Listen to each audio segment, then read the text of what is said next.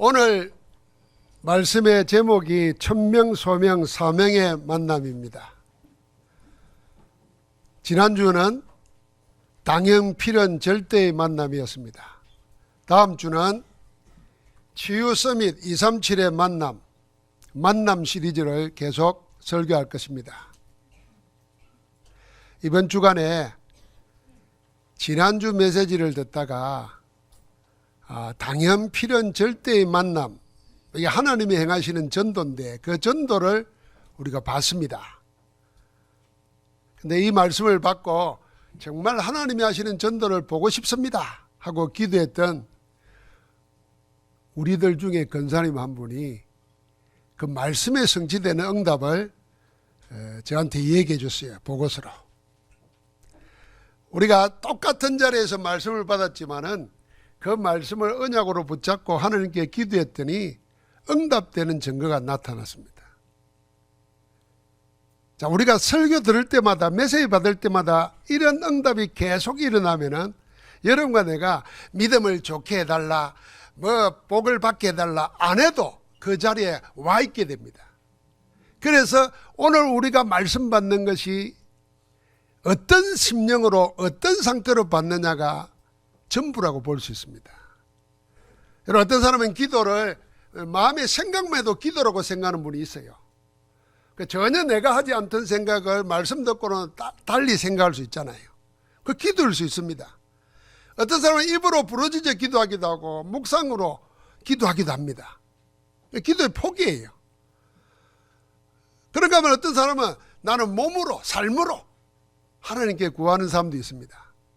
그러나 기도는 여러 형태, 여러 모양으로 할 수 있지만 문제는 기도의 간절함입니다. 정말 기도는 뭐냐? 내 마음에 간절함이 있느냐는 겁니다. 내가 말씀은 듣는데 간절함이 없으면 그건 기도가 안 됩니다. 스쳐 지나가는 생각이 우리에게도 얼마나 많습니까? 그 스쳐 지나가는 생각들, 듣는 소리가 다 이루어진다면 여러분과 나는 아마 돌아버릴 겁니다. 그런데 정말 하나님의 역사가 일어나는 것은 간절함 속에 담겨 있습니다. 오늘 우리는 또 한 만남을 보게 됩니다. 천명, 소명, 사명의 만남입니다. 하나님의 말씀은 성경에 기록되었습니다. 성경은 만남의 기록입니다. 성경은 하나님 떠나 죄와 사망의 법에 묶여 사단에게 종로로 타며 지옥의 고통을 당하고 사는 인생을 찾는 하나님의 여정의 기록이 성경입니다. 잃어버린 자를 찾아 나선 성삼위 하나님을 만나 구원받은 자들의 기록이 성경입니다. 인생은 만남으로 결정됩니다. 사람은 누구를 만났냐에 따라서 운명이 달라집니다. 과거와 오늘 그리고 미래는 참된 만남을 통해서 언제든지 바뀔 수 있습니다. 우리의 과거, 현재, 미래가 어떤 사람은 과거에 머물러 있는 사람이 있어요. 지금까지가 아니라 앞으로도 그 과거로 살아가다가 끝날 인생도 있습니다. 그러나 언제든지 새롭게 바뀔 수 있는 것은 만남을 통해서입니다. 그래서 지금의 삶이 전부가 아닙니다.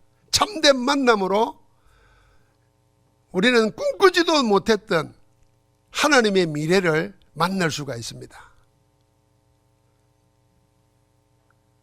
오늘 사도행전 9장에는 개인과 교회 그리고 시대의 전환점이 된 결정적인 만남이 나왔습니다. 부활하신 예수 그리스도와 핍박의 선봉장에 선 바울과의 만남이 있습니다. 주님께서 굳이 만나라고 말씀하시는 제자 아나니아와 바울의 만남이 있고 이어서 바울과 다메섹에 있는 제자들과의 만남이 나옵니다. 9장에 나오는 이 세 만남은 각각 천명, 소명, 사명의 만남이었습니다. 이 만남을 기점으로 초대교회 복음전도운동 역사에 대변혁이 일어납니다. 결과적으로는 세계사의 흐름을 바꾼 역사의 분기점이 된 만남입니다. 그 첫 번째가 예수 그리스도와 바울의 만남, 천명의 만남입니다.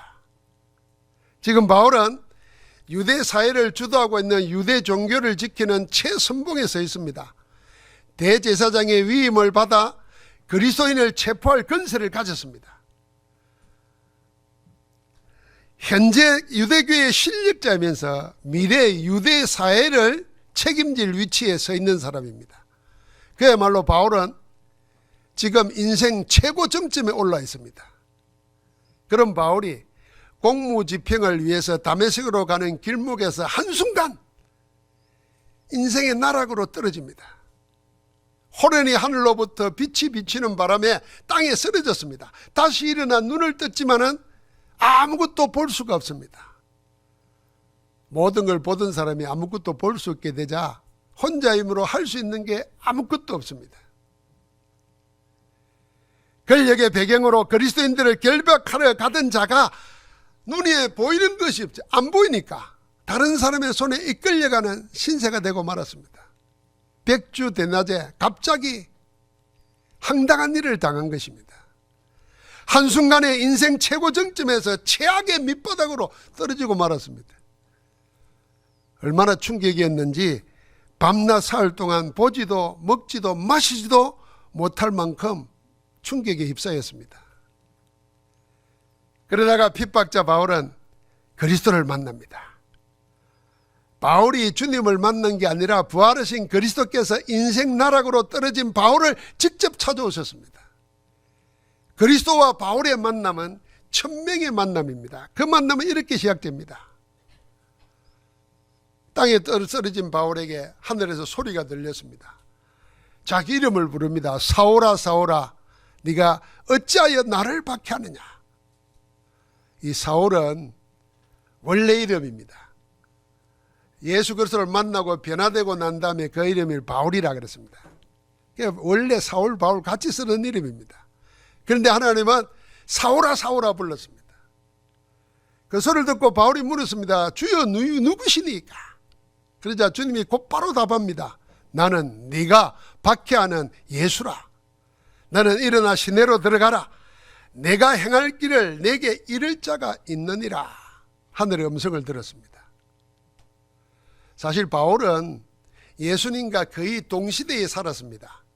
그러나 직접 대면한 적이 한 번도 없습니다. 따라서 직접 핍박한 적도 없습니다. 다만 바울은 부활하신 후에 성령 충만받은 제자들을 통해서 예루살렘 전역에서 일어나는 일에 대해서 듣고 봤습니다.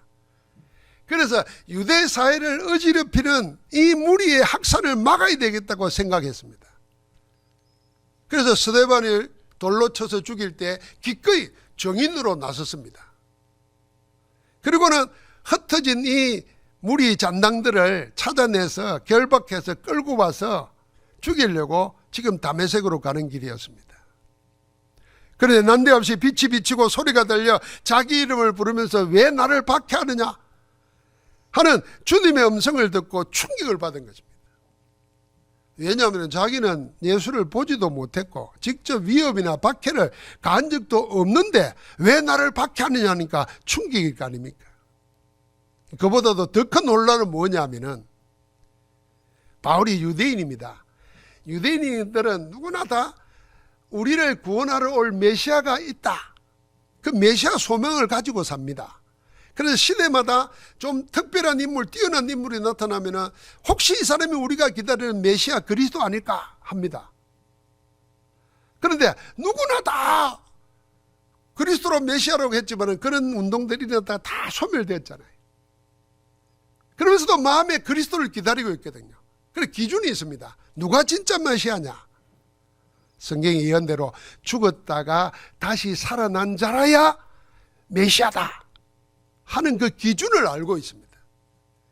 그런데 분명히 예수는 죽었다는 사실을 아는데, 그래서 예수 믿는 자를 죽이려고 하는데, 아니 죽은 예수가 자기 앞에 나타나서 자기 이름을 부르면서 나는 네가 박해하는 예수라니까 얼마나 놀랐겠습니까? 혼란에 빠진 겁니다. 아니 이단의 개수라고 그랬던 예수가 그리스도란 말인가? 아니 그러면은 어째서 다시 살아나서 내 앞에 나타나서 내 이름을 부르고 내가 알 길을 앞내를 이야기한다고 하느냐 말이에요. 그러면은 내가 죽이려고 잡으러 다니는 이 예수 믿는 사람들은 그리스도를 만난 사람들 아닌가? 생각이 복잡해진 겁니다. 얼마나 충격에 휩싸였는지 손에 끌려 유다의 집에 들어가서는 사흘 동안 성경에 그랬잖아요. 먹지도 마시지도 아니하느라 그랬습니다. 못 먹은 게 아니에요. 배탈이 나서 먹고 싶어서 안 먹히는 게 아니고 먹을 수가 없었던 겁니다.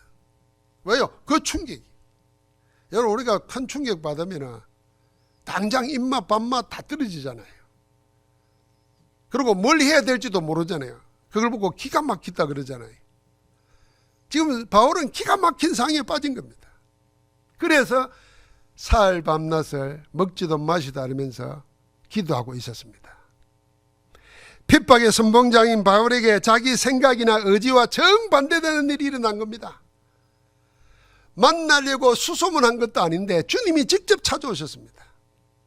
그것도 사람의 힘으로 도저히 설명할 수 없는 방법으로, 이해되지 않는 방법으로 그리스도를 만난 것입니다. 여러분, 우리에게는 사람이 그 무엇으로도 막을 수 없는 불가항력적인 은혜가 있습니다. 그게 하나님이 우리를 찾아오셔서 우리를 자녀 삼아 주신 은혜. 이거는 아무도 막을 수가 없습니다. 부활하신 그리스도께서 직접 찾아오셔서 자기를 밝히시고 이루어지는 천명의 만남이 이 바울과의 만남입니다. 성경에 보면은 모세가 강야에서 80세가 돼서 장인의 양을 치고 있었잖아요. 그러니까 목동으로 사니까 강야에서 일어나는 일을 그냥 눈 감고도 아는 겁니다. 소리만 들어도 아는 거죠. 그게 뭐 가시들기 나무가 바람에 굴려다니다가 불이 붙였다가 쓰러지는데 뭐 그런 줄 알았는데 불이 없어지지 않는 겁니다. 그러니까 당연히 돌아서서 가는데 하나님의 음성이 됩니다. 모세야, 네 발에 신을 벗으라. 네가 선 곳은 거룩한 곳이니니. 하나님을 만난 겁니다. 하나님께서 모세를 그렇게 찾아오신 것입니다. 지금 바울은 모세가 하나님 만난 것과 똑같은 만남을 가진 겁니다. 사실 여러분과 나의 만남도 그런 겁니다. 나는 예수 믿어야 되겠다 이런 생각을 해본 적이 없어요. 그냥 작은아버지 집에 방학 때 놀러 간 거예요. 그것도 그냥 놀러 간 게 아니라 집에 있으면 귀찮아서 그냥 벗어나고 싶었어요. 그래서 갔는데 하나님은 그렇게 찾아간 교회에서 나를 부르셨어요. 그러니까 여러분도 다 마찬가지일 겁니다. 우리는 복음이 뭐란 걸 잘 알고 있습니다. 복음의 구조가 어떤 거냐? 종교와 다릅니다. 종교는 사람이 신을 찾아가는 과정입니다. 그래서 종교는 신을 못 만납니다. 결국은 자기가 신입니다. 그래서 깨달으면 부처된다. 그 자기의 신 된다는 겁니다. 그러나 그런 인간이기 때문에 하나님이 직접 육신을 입고 빛으로 우리를 찾아오신 겁니다. 그걸 보고 복음이라는 겁니다. 하나님 떠나 사단에게 매여 일평생 종노릇하는 죄인된 우리를 그리스도로 찾아오셔서 만나주신 겁니다. 이게 복음입니다. 지금도 하나님은 전도자를 보내서 지금도 성삼위 하나님께서는 전도자가 전하는 복음을 통해서 길을 잃어버리고 사날개 묶여 운명 저주 가운데 고통당하는 자를 찾아가고 계시는 줄 믿습니다. 여러분, 그렇게 여러분과 나는 하나님 만나게 되는 겁니다. 천명은 하늘의 소리 아닙니까? 하나님의 음성을 듣고 그 말씀을 받드는 것이 천명입니다. 그러나 천명 중에 천명이 뭐냐 하면은 하나님의 복음인 예수 그리스도를 알아보는 것입니다. 예수가 그리스도이심을 알고 나의 주 나의 하나님으로 영접하는 것이 하나님의 뜻을 받아들이는 천명의 만남입니다. 여러분, 하나님이 우리를 찾아오시고 우리가 예수를 그리스도로 영접할 때 여러분과 나에게는 하나님의 계획이 있었던 거예요. 모르고 지금 20년 30년 살아올 수 있어요. 왜 나를 구원했지? 왜 나를 내 무당집에 있는 나를 구원했지? 왜 평생 제사 모시고 사는 나를 구원했지? 하나님의 계획이 있는 거예요. 근데 구원은 받았는데 하나님은 그 계획을 지금 못 찾고 있잖아요. 이제는 이 천명을 찾아야 될 때입니다. 하나님이 영세 전부터 감추어졌다가 이제는 나타나는 시간이 천명의 시간입니다. 창세전에 이미 예정하셨던 만남이 내게 이루어지는 시간이 이 천명의 만남입니다. 지금도 하나님은 성삼위 하나님께서는 그렇게 우리를 찾아오십니다. 말씀으로 찾아오시고 사건을 통해서 깨닫게 해서 나타내시고, 어두운 가운데 묻혀서 이게 어두운지도 모르고 이게 운명인지도 모르고 이게 죄와 저주인들도 모르고 절기에 사는 나에게 빛으로 찾아오시는 겁니다. 그러면 알게 됩니다. 아, 이게 하나님이 원하시는 게 아니구나. 이게 내 영혼도 원하는 게 아니구나. 알게 됩니다. 빛이 비치면 어둠이 떠나가니까요. 그렇게 지금도 우리를 찾아오시는 이 불가역적인 은혜, 천명의 축복이 회복되기를 주의 이름으로 축복합니다. 이어서 소명의 만남이 나옵니다. 제자 아나니아와 눈이 감겨서 사흘 동안 먹지도 마시도 아니하며 기도하고 있는 바울과의 만남입니다. 이 만남 역시 예수 그리스도께서 직접 주선하셔서 이루어졌습니다. 이 둘은 서로를 모릅니다. 한 번도 만난 적이 없습니다. 그런데 소문은 들리잖아요. 그 소문을 듣고는 서로 좋지 않는 감정만 가지고 있습니다. 바울은 아나니아를 비롯한 모든 그리스도인들을 죽여야 되는 대상으로 알았습니다. 그래서 잡으러 간 거죠. 그런 바울의 소문을 듣고 있는 아나니아는 바울을 만나면 죽는다는 사실을 알고 기피 대상이었습니다. 우리 사람들이 만나보지도 않고 겪어보지도 않고 다 아는 것처럼 생각합니다. 그래서 우리의 만남, 전도의 길이 좁아집니다.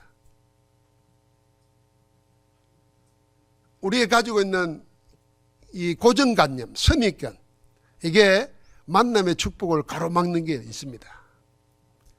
이 두 사람은 보통 사람의 생각으로는 도저히 이루어질 수 없는 만남입니다. 그걸 예수님이 직접 만나게 하십니다. 바울이 부활하신 그리스도를 만난 그때의 성경은 이렇게 기록합니다. 그때의 다메섹에 아나니아라는 제자가 있더니 그랬습니다. 다시 말하면 하나님이 바울을 찾아가서 만나서 전도자로 바꾸어야 되겠는데 어디서 저를 쓰러뜨릴까, 어디서 저를 만날까 할 때 제자 있는 곳에 가는 그 자리에서 한 겁니다. 그래서 그때의 다메섹에 아나니아라는 제자가 있더니 그리스도께서 아나니아에게 말했습니다. 일어나 직가라는 거리로 가서 유다의 집에서 기도하고 있는 사울을 찾으라. 네가 안수하여 다시 보게 하는 것을 보고 있다.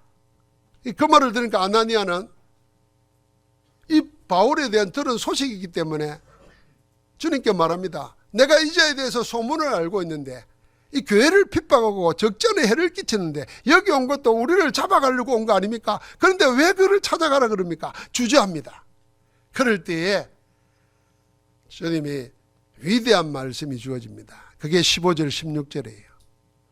주께서 이르시되 가라, 이 사람은 내 이름을 이방인과 임금들과 이스라엘 자손들에게 전하기 위하여 택한 나의 그릇이라. 아나니아는 주저하고 있어요. 왜요? 고정관념 선입견 때문에. 그런데 주님은 바울이 그런 자가 아니라는 거예요. 택한 나의 그릇이라는 거예요. 이럴 때 내 생각 고집하면은 전도의 축복이 안 열리고 하나님의 역사가 안 열리는 겁니다. 그런데 주님이 그런 말했어요. 이 사람은 이방인과 임금들과 이스라엘 자손들, 이 말은 뭐냐면 온 세상 답니다. 그리고 왕들에게 복음을 전하기 위해서 택한 나의 그릇이다. 이 말을 듣고 아나니아는 즉시 일어나서 바울을 찾아갑니다. 그럼 바울을 만나서 안수하여 눈을 뜨게 합니다. 이렇게 말합니다. 형제 사울아, 아까 말할 때는 이 사람은 우리를 잡으러 온 자입니다. 그런데 이제는 주의 말씀에 순종하여 갈 때는 형제라고 불렀습니다. 여러분, 우리 생각이 성경으로 말씀으로 바뀌어져야 됩니다. 아이고 저 왼수, 그럴 때 누구 보고 그럽니까? 남편, 아내 보고 저 왼수, 저 철전지 원수, 저 죽지도 않고 이게 바뀌어야 돼요. 형제 사울아, 주고 네가 오는 길에서 나타나셨던 예수께서 나를 보내어 너로 다시 보게 하고 성령으로 충만하게 하신다. 그렇게 안수하고 기도하는데 즉시 눈에서 비늘 같은 것이 떨어져서 다시 보게 됩니다. 사랑하는 성도 여러분, 여기 제자 아나니아와 바울은 이렇게 부활하신 그리스도께서 강건적으로 만나게 하십니다. 이 만나게 하신 이 만남에는 여러분과 내가 기도하면서 응답받아야 될 세 가지 만남의 성격이 나옵니다. 그 첫 번째는 이 만남은 둘이 따로 기도하는 중에 이루어진 만남입니다. 아나니아가 기도하는 중에 주님이 찾아오셨죠.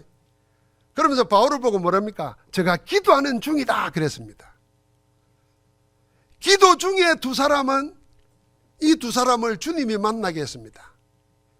기도로 이루어지는 만남, 이게 진짜 만남입니다.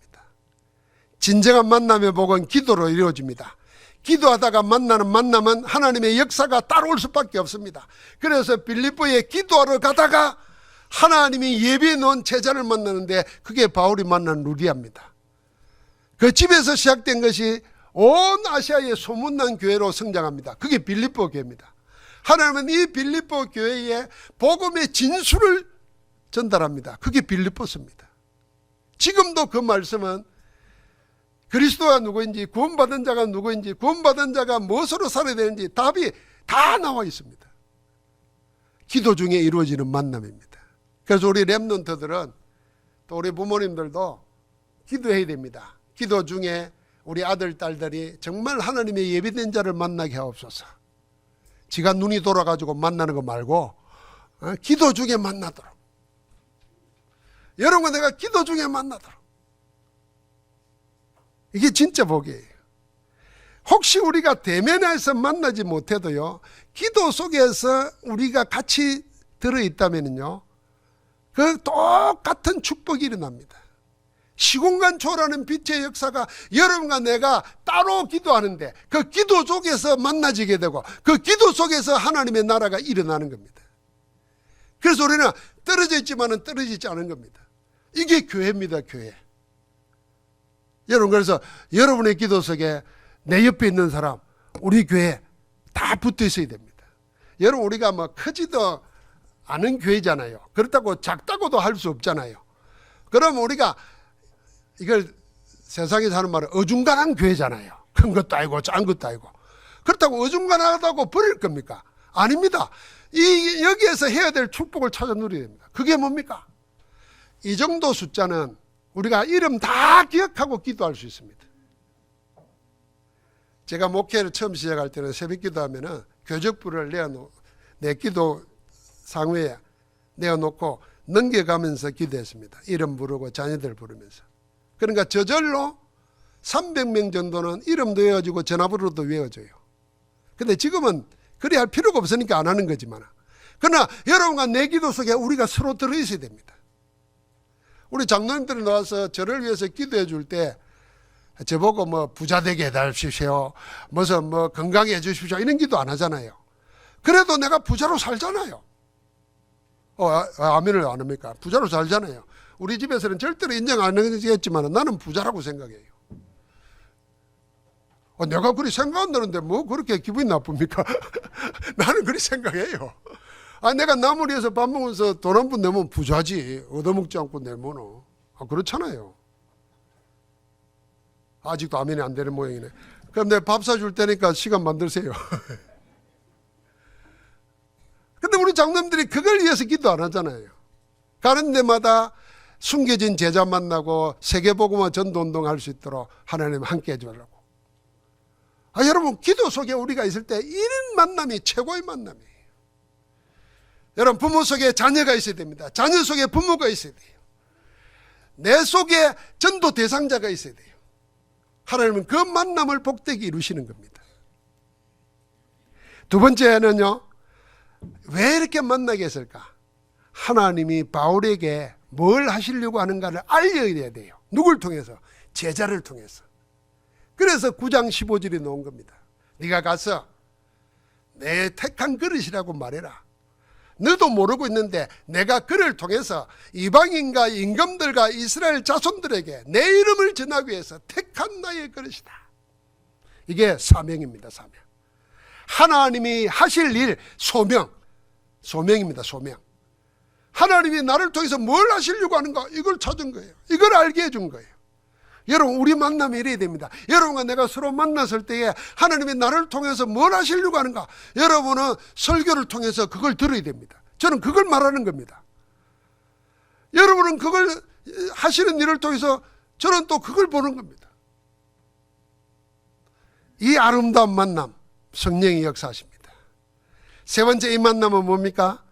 서로 치유하고 회복되는 재창조의 역사가 일어나는 만남이었습니다.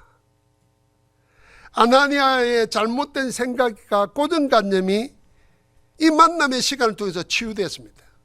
자기는 안 가려고 그랬잖아요. 저건 우리를 핍박하는 자라 그랬잖아요.